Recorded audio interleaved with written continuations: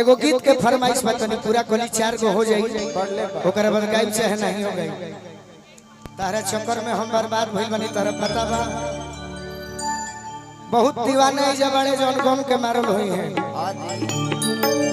एगो गम के गीत नौजवान खातिर ना गइबो यहाँ कुल गमे वाले हुए एगो हमार गीत बहुत पहले हम अक्षरा सिंह खातिर गौले रहे कि झगड़ा हो गइल उनका जोरे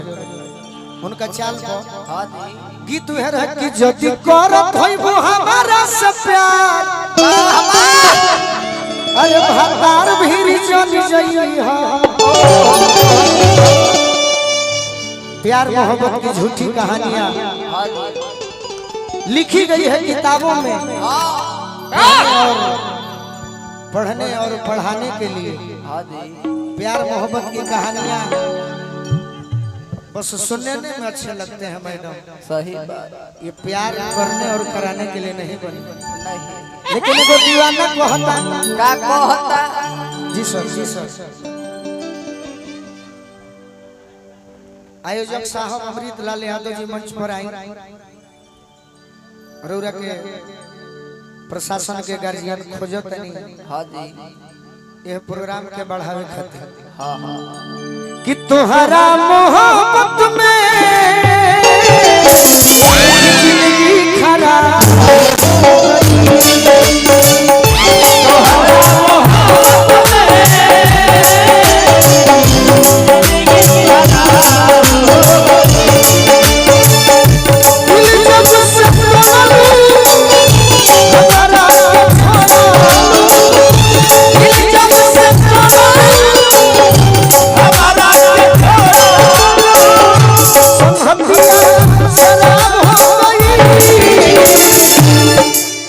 अमृत लाल यादव जी आयोजक साहब मंच पर आ जाए पहले सर हम गा ले तनी ना तो हमरो गाना खत्म हो जाए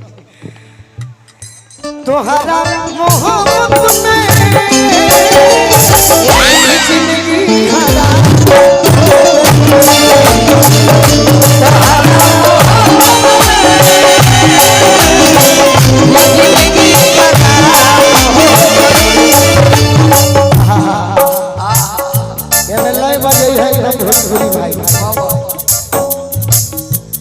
जान के हमारा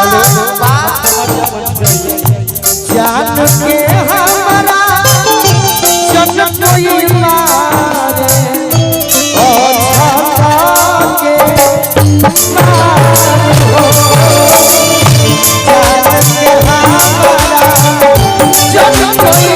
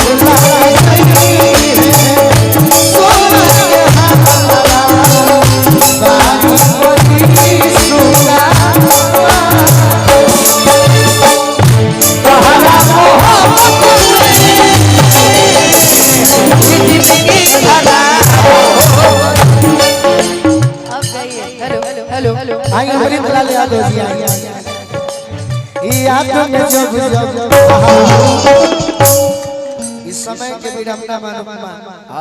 न तो तुझे अपना अकेले जमा देबू ई तो दुनिया के धन्यवाद दिहल जाई श्रोता के धन्यवाद दिहल जाई कि हमार तहार एगो हमरे तहार ना तू जेकरा जोरे गोले बड़ू ओकर प्रोग्राम आज ले फॉलोअप नहीं कर ना बाकी कमवा भले फॉलोअप हो जाता बाकी गीत संगीत में तू आगे बढ़ कि तोहरा मोहब्बत में बगली के हाल हो गए कि घुट घुट के जिया तानी आंसू रोज पिया तानी कि घुट घुट के जिया तानी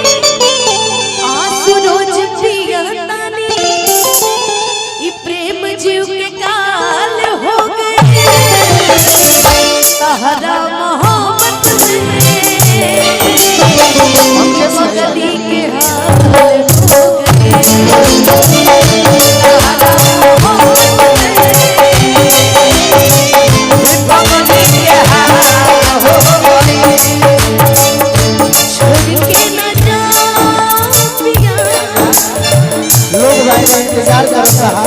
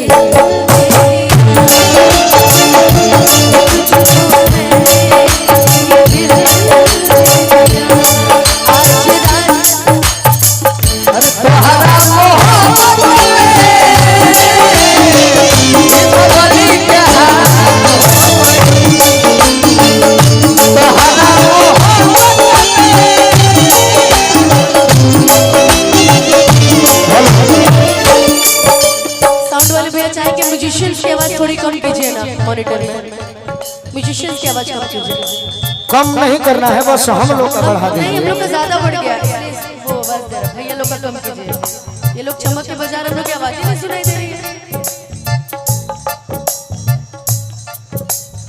याद में जब जब खोइला हर तन्हा तड़प के रोइला कौन है लाज करार का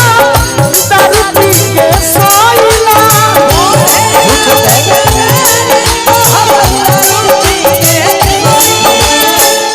अब तो बंदी अखिया में के सुरतिया मिलना ख्वाब हो गई तोहरा मोहब्बत में जिंदगी खराब हो गई तोहरा मोहब्बत में जिंदगी। अगर संगे आगे लोग आवे खातिर डायरेक्ट तो जने है जे समय के बड़ा पाबंदी बा। दुगो अपन तो हिट गीत सुना दो, हम खड़ा बानी।